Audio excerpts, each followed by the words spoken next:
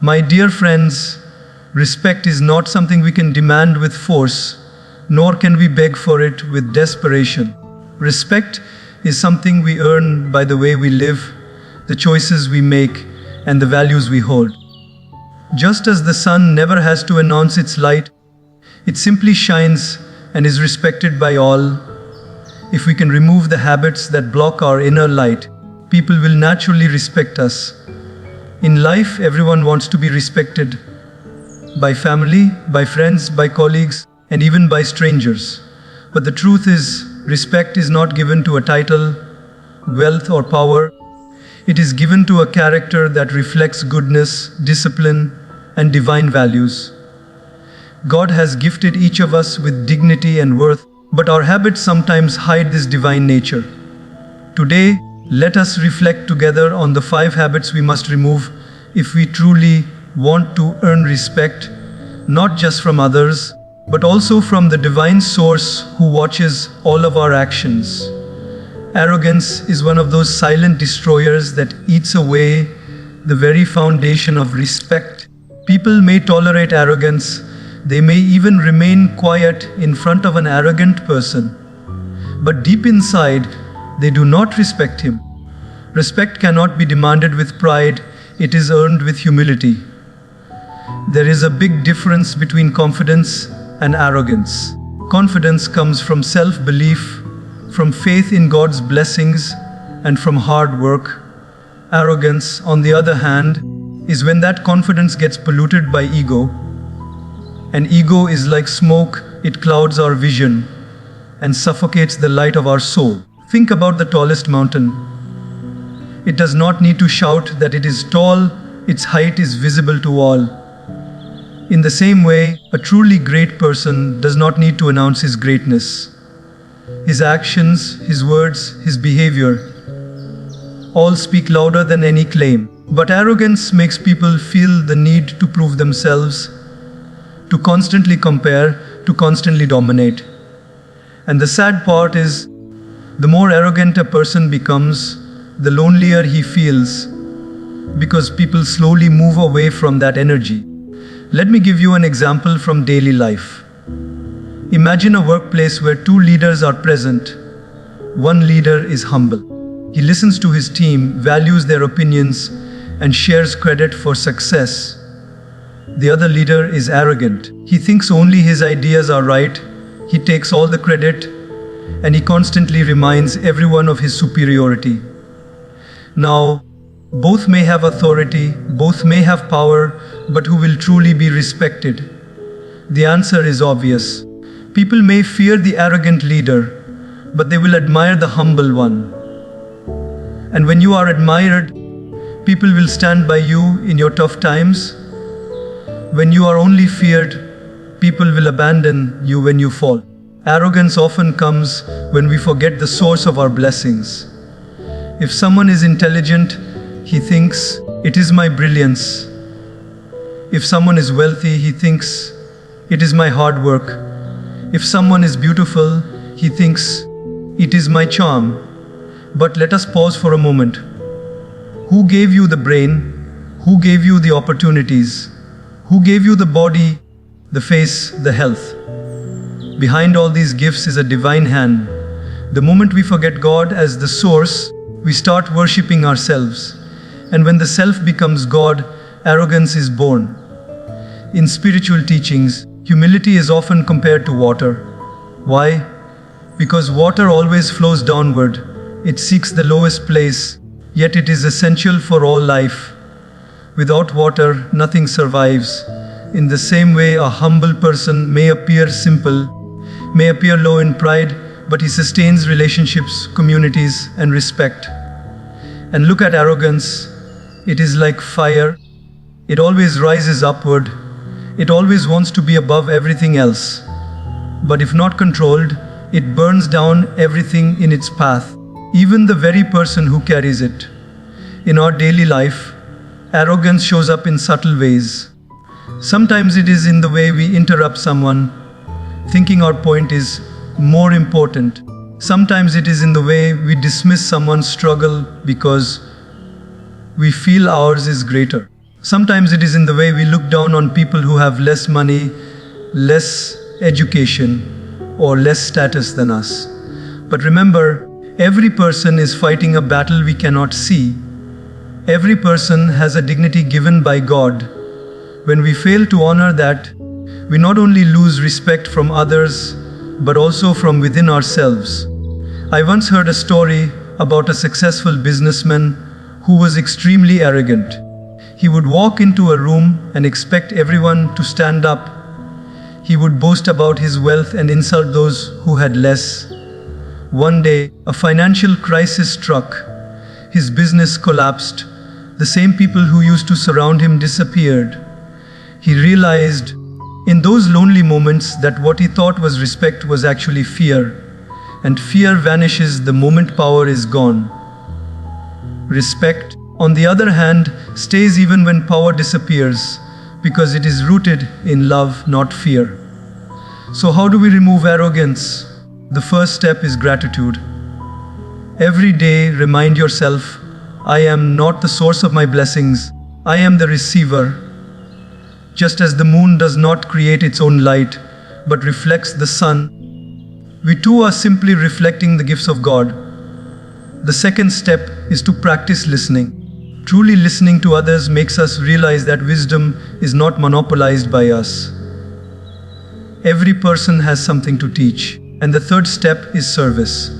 When you bend down to serve, arrogance has no place to stand. Think, there is a saying, small minds talk about people, average minds talk about events, and great minds talk about ideas. When our conversations are filled with gossip and unnecessary criticism, we shrink our own value in the eyes of others. People may laugh with us in the moment, but that they do not walk away respecting us. Why? Because deep down, everyone knows that if we can gossip about others in their absence, we can also gossip about them when they are not around. Respect is never earned through gossip. It is lost. Gossip and criticism are like polluted air. If we inhale it constantly, our mind becomes toxic. Have you noticed how after spending time with someone who always complains or criticizes, your own energy feels drained? On the other hand, when you sit with someone who speaks positively, who uplifts, who talks with purpose, you walk away inspired. Words are not just sounds, they carry vibrations. And those vibrations either build respect or break it. Let me share a simple daily life scenario. Imagine two colleagues at the office. One spends time talking about others behind their back, about how this person dresses, how that person behaves, who is making mistakes. At first, it may feel entertaining, but slowly everyone starts noticing the pattern. They begin to think, if he talks about others this way, surely he talks about me too. Over time, trust is lost. Contrast this with another colleague who avoids gossip. When asked about others, he either stays silent or speaks respectfully.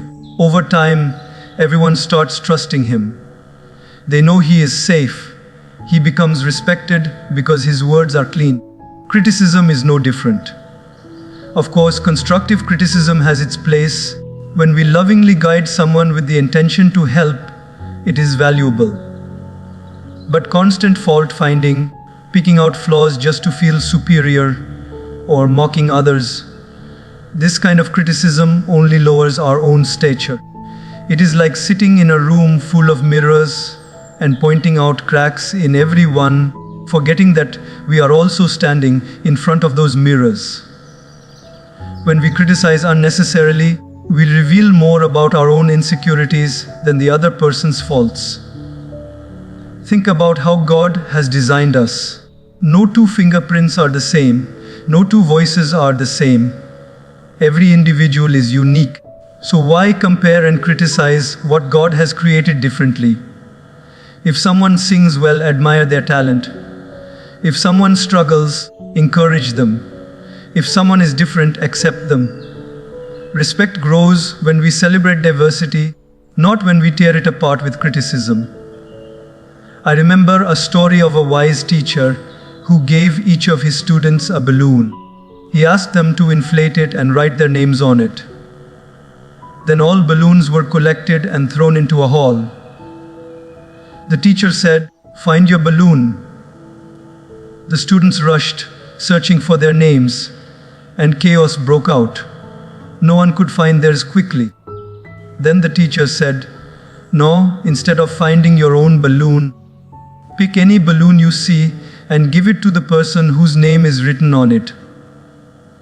Within minutes, everyone had their balloon. The teacher then said, "In the same way, if we stop focusing only on ourselves or pulling others down, and instead uplift them, we all get what we are looking for." Gossip and criticism focus on tearing down, encouragement focuses on lifting up.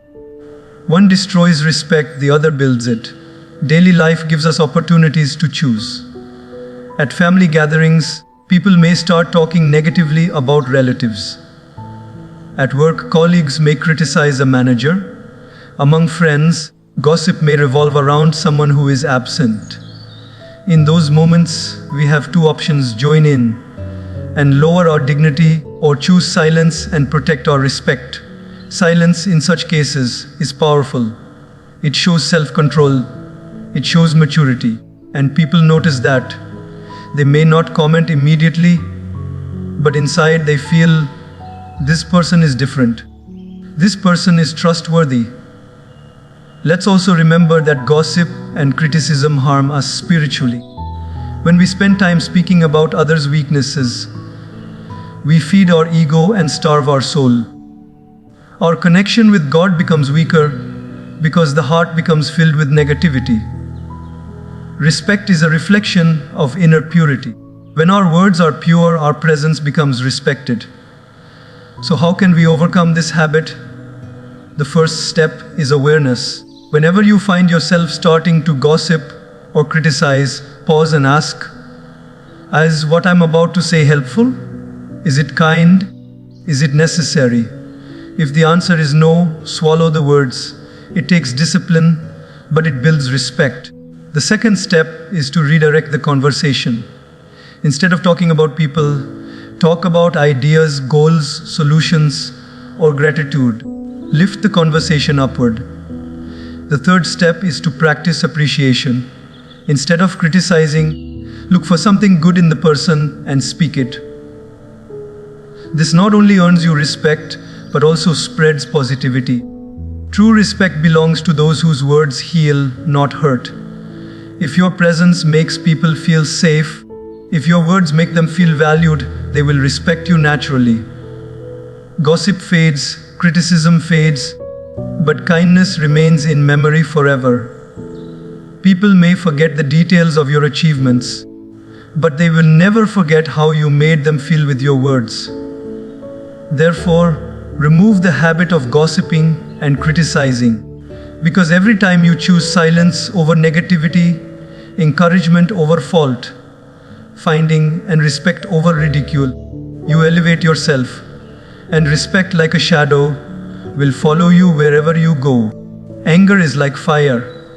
A little flame can give warmth, cook food, and provide light.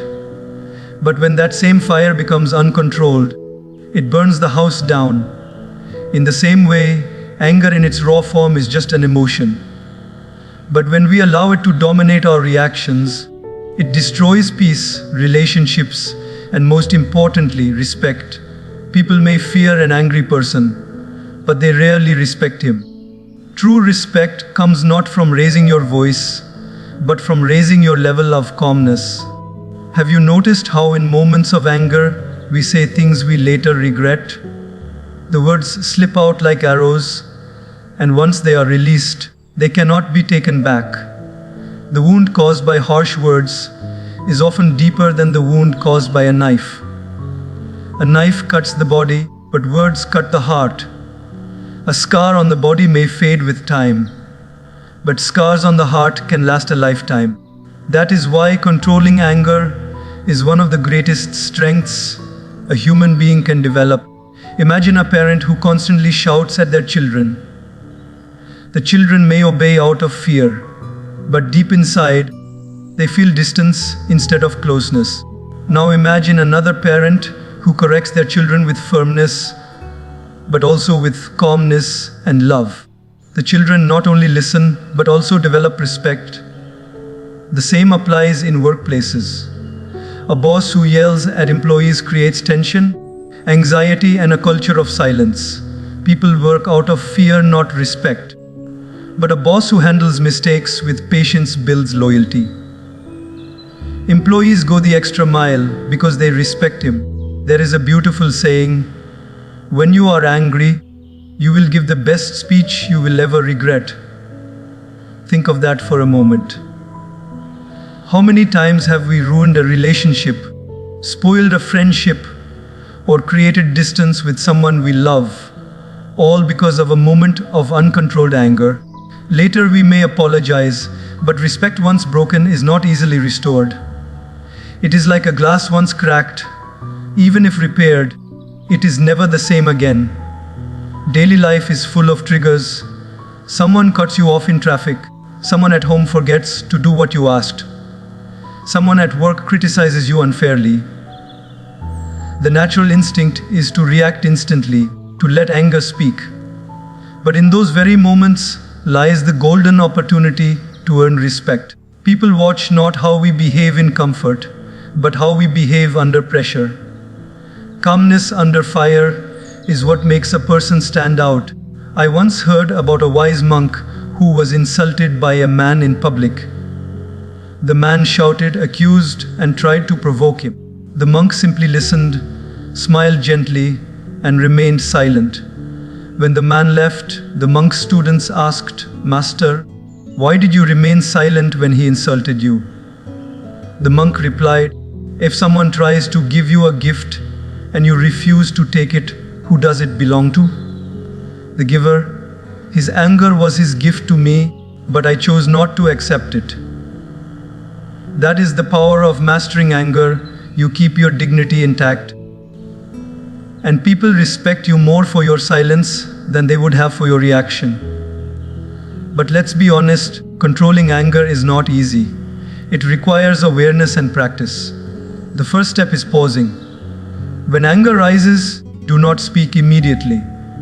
Take a deep breath, walk away for a few moments, or even count to 10. That pause is not weakness, it is strength. Because in that pause, you give yourself time to respond, not react. The second step is perspective. Ask yourself, will this matter tomorrow? Will it matter a year from now? Most of the time, the answer is no. We waste respect by overreacting to small things. The third step is compassion. Remind yourself that the person who hurt you may be acting out of their own pain. Responding with understanding instead of harshness raises your stature in their eyes. Think about your own life. Who are the people you truly respect? Are they the ones who shout, lose temper, and react harshly? Or are they the ones who remain calm, steady, and balanced? Respect belongs to those who stay composed when everyone else loses control. It is easy to get angry. It is difficult to stay calm. And people always admire those who do what is difficult. One of the best daily practices to control anger is gratitude. When you start your day by remembering the blessings you have, small annoyances lose their power. Gratitude calms the heart. Another practice is silence. Not every action needs a reaction. Not every insult deserves a reply. Silence often shouts louder than anger. And lastly, prayer or meditation connects us to the divine source of peace. When your inner world is calm, your outer reactions become calm too. So remember this: anger may win arguments, but calmness wins respect. Harsh reactions may silence others for a moment, but kindness earns their trust for a lifetime. Respect is not built in moments of happiness, but in moments of provocation. How we handle those moments defines our character. Remove the habit of uncontrolled anger and harsh reactions, and you will see how people around you begin to admire you not because you never feel angry, but because you choose not to be ruled by it. That is the true strength, and that strength earns lasting respect.